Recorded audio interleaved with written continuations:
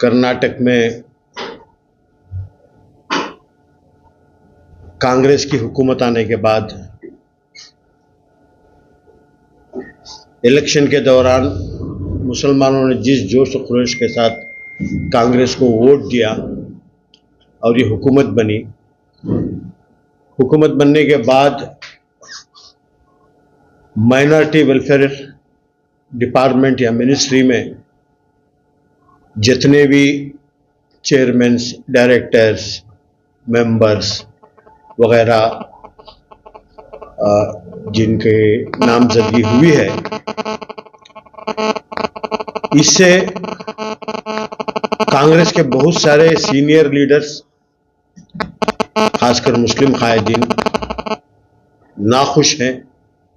वो इसलिए कि इन तमाम अपॉइंटमेंट्स में किसी भी सीनियर लीडर या एमएलएस के साथ तबादला ख्याल नहीं हुआ, डिस्कशन नहीं हुआ। अपनी मर्जी से जो है 2-3 लीडर्स ये अपॉइंटमेंट्स किए हैं। अब 17 तारीख को कर्नाटका स्टेट बोर्ड ऑफ वक्फ की चेयरमैन इलेक्ट करने की एक साजिश मीटिंग हो रही है। मेरी ये अपील है, जो भी मेंबर्स उसमें बनाए गए हैं वो भी किसी को पूछे बगैर, किसी को कंसल्टेशन किए बगैर ही बनाए हैं। लेकिन उन तमाम मेंबरों से मैं ये गुजारिश करता हूं कि वक्फ बोर्ड के चेयरमैन के लिए ऐसे मेंबर को इलेक्ट किया जाए जिसके ऊपर कोई भी किस्म के इल्जामात ना हो, ना कि किसी के ऊपर मुकदमा हो या किसी के ऊपर जो है लैंड ग्रैबिंग और एनक्रोचमेंट के मामलात हो। ऐसे लोगों को चेयरमैन ना बनाया जाए। मेंबर जो है अपने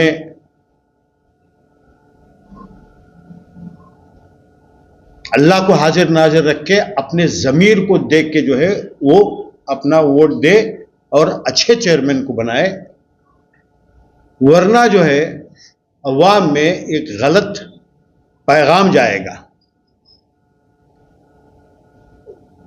जिस तरीके से मेंबर्स बनाए गए हैं, कोई कहता है कि एक एलएच में एक कमरे में बैठ के एक कोठरी, एक साजिश करके मिनिस्टर पर दबाव लाकर कि फलां को मेंबर बनाए, फलां को मेंबर बनाए। हमारे वजीर,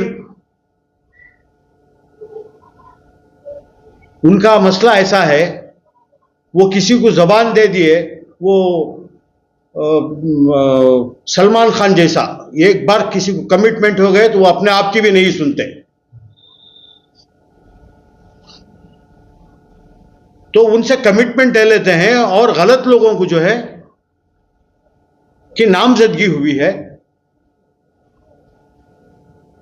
किसी के ऊपर जो है कोर्ट में केस है, किसी के खिलाफ जो है लोकायुक्ता में इंक्वायरी है, और एक साहब जो अपने आप को बहुत मोतबर समझते हैं, वो बहुत मुक़द्दस समझ के उनको जहां कहीं भी जाते हैं उनको लेके जाते हैं।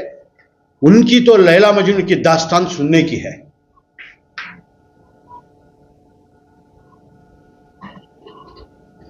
माइनॉरिटी कमीशन चेयरमैन बनाए, उनके ऊपर इतने इल्जामात हैं। उनका माइनॉरिटी कमीशन क्या है? अक़लियतों की फलाह बहबूदी के लिए बनाया गया है, अक़लियतों के साथ इंसाफ करने के लिए बनाया गया है। वहां जिनको चेयरमैन बनाया गया है वो अपने सगे भांजे के साथ जो है इंसाफ नहीं कर रहे हैं, दूसरों के साथ क्या इंसाफ करेंगे वो?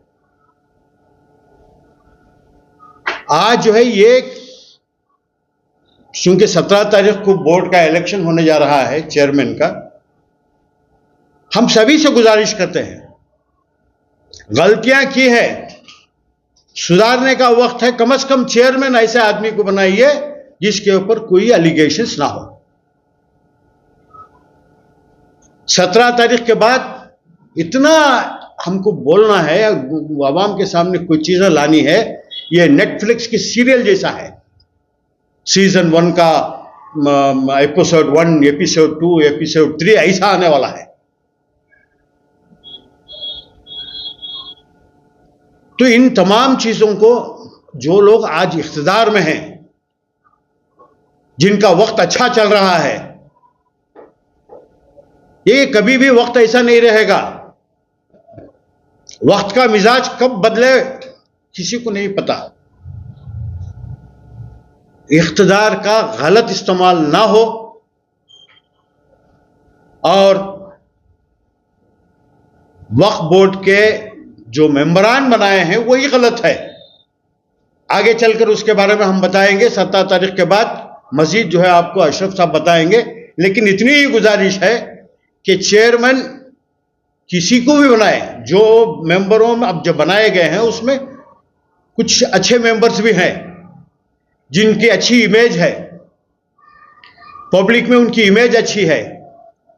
ऐसे किसी मेंबर को जो है वक्फ बोर्ड का चेयरमैन बनाना चाहिए, ना कि किसी एनक्रोचर को या ना उनके खिलाफ, जिनके खिलाफ कोई केसेस हैं, ऐसे लोगों को ना बनाए। इसके नाम, किसी का नाम लेना चाहेंगे? किस लिए? जो आप बता रहे हैं कि अच्छे मेंबर्स हैं, तो कौन है? अच्छे मेंबर जो बनाए हैं उनको मालूम है कि अच्छे कौन है, बुरे कौन है। बुरों को अलग कर दीजिए, बाकी के अच्छे ही हैं। किसके ऊपर क्या एलिगेशन है उनको मालूम है। अब किसी को मेंबर बनाए कोई लोग, जाके जो है किसी एक लीडर से पूछे तो बोले नहीं नहीं नहीं मेरा कैंडिडेट नहीं है, मैंने ही दिया, सीएम का कैंडिडेट है। यह गलत बात है। हर बात अगर सीएम के ऊपर डाल रहे हैं, मैं एज ए बहैसियत vice president Karnataka Pradesh Congress committee, मैं खुद नाराज हूं।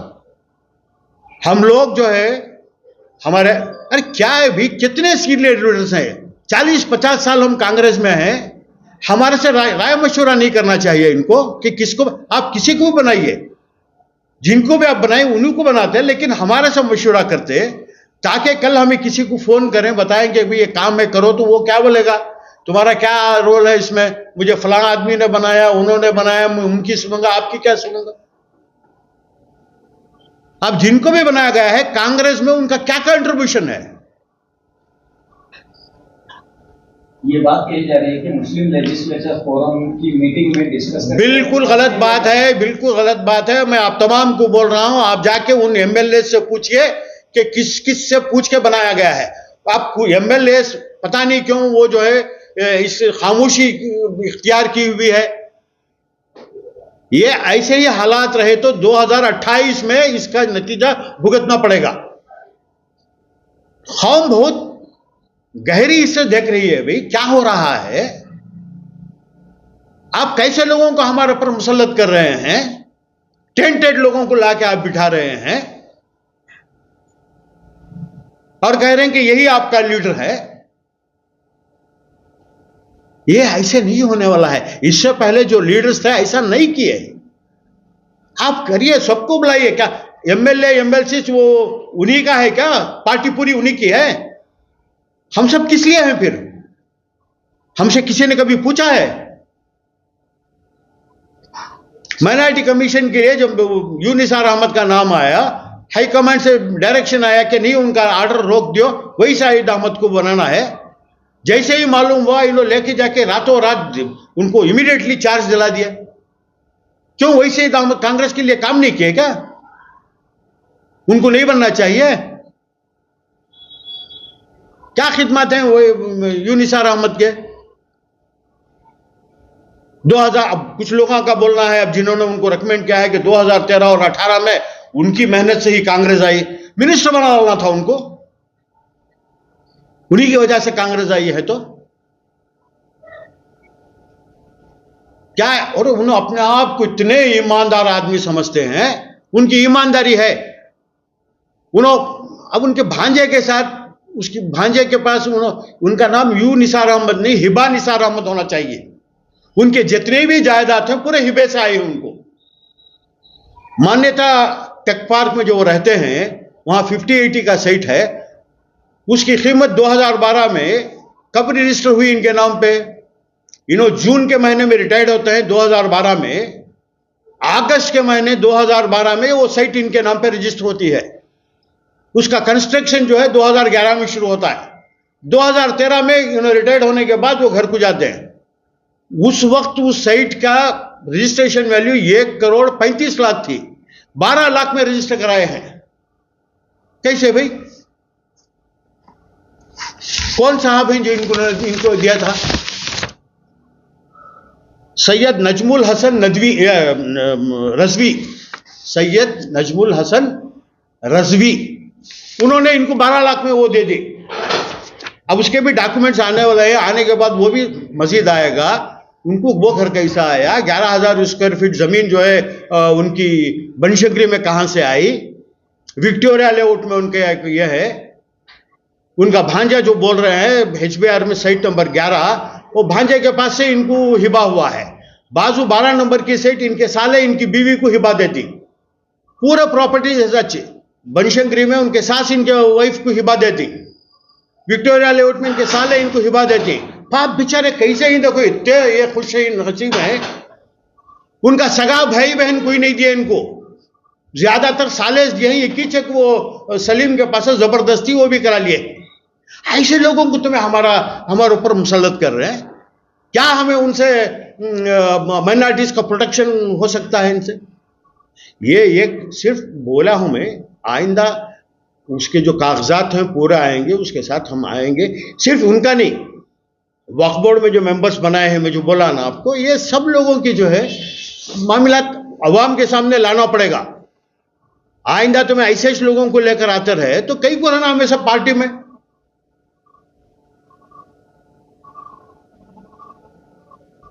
तो मेरी इस बार ये गुजारिश है कि वक्फ बोर्ड के चेयरमैन के लिए बेदाग जो भी है, हम किसी का नाम नहीं लेना चाहते, 2-3 लोग हैं उसमें अच्छे हैं और अच्छे भी हैं, उन्होंने भी इनको सरेंडर हो गए, सब लोग भी हैं।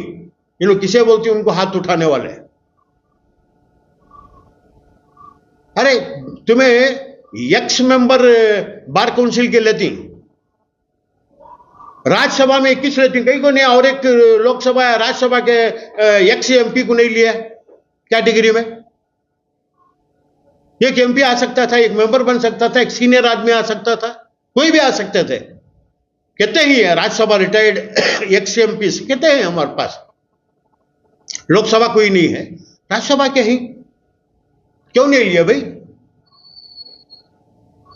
अब ये खबर सुनने में आ रही है कि अनवर बादशाह जो है वो बोर्ड के चेयरमैन हो सकते हैं। मैं बोल रहा हूं तुम्हें, वो से पाशा को बनाओ, बादशाह को बनाओ, हमना वो नहीं है, लेकिन उसे बनाओ जिससे के खिलाफ कोई भी मामलात पेंडिंग नहीं हो।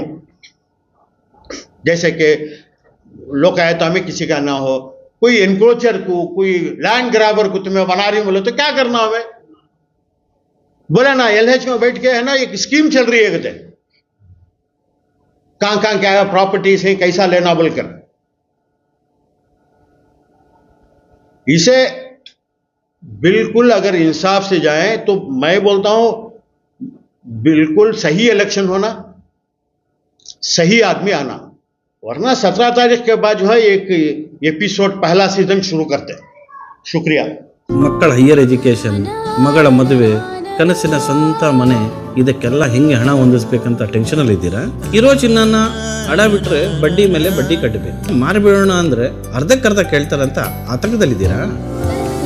ಟೆನ್ಷನ್ ಬಿಡಿ, ನೀವು ಅಡವಿಟ್ಟ ಚಿನ್ನವನ್ನ ಬಿಡಿಸಿ ನಿಮ್ಮಲ್ಲಿರೋ ಹಳೆ ಚಿನ್ನವನ್ನ ಇಂದಿನ ಆನ್ಲೈನ್ ರೇಟಿಗೆ ಕೊಂಡುಕೊಂಡು ತಕ್ಷಣ ನಿಮಗೆ ಬಾಕಿ ಹಣ ಕೊಡ್ತೀವಿ. ಕೋಟ್ಯಾಂತರ ಜನರ ಆತ್ಮವಿಶ್ವಾಸ ಹಿಂದೂಸ್ತಾನ್ ಗೋಲ್ಡ್ ಕಂಪನಿ, ಇದು ನಮ್ಮೆಲ್ಲರ ಕಂಪನಿ.